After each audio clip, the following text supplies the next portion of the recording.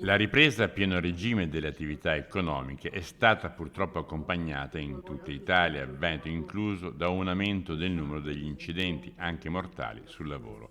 Su questo drammatico fenomeno si sono confrontate le rappresentative sindacali, facendo emergere molti fattori, dalla mancanza di formazione alle inadeguate condizioni di lavoro, dal mancato rispetto delle basilari misure di sicurezza fino all'applicazione di contratti diversi rispetto a quelli nazionali e di settore. L'assemblea di questa mattina ha puntato l'accento sul fatto che gli RLS e gli RLST, cioè i rappresentanti dei lavoratori per la sicurezza,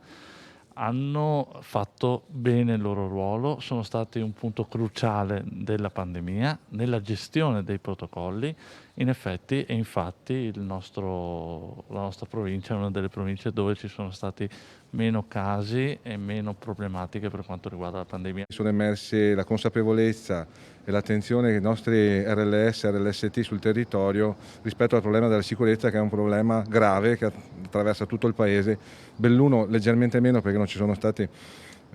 casi di mortalità nel lavoro, però gli infortuni anche gravi ci sono e su questo ci deve essere grande attenzione alla formazione, grandi investimenti sulla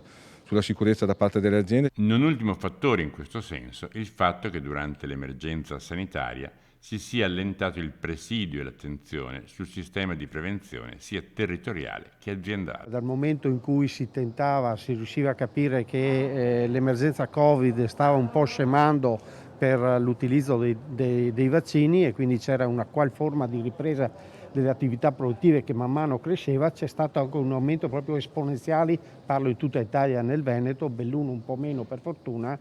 di infortuni. Nei primi 4 mesi del 2021, infatti, sono state 26 le vittime del lavoro in Veneto, con un aumento della mortalità del 30% rispetto al primo quadrimestre del 2020, mentre le denunce per infortunio tra gennaio e aprile 2021 sono state oltre 21.000, di cui 882 a Belluno.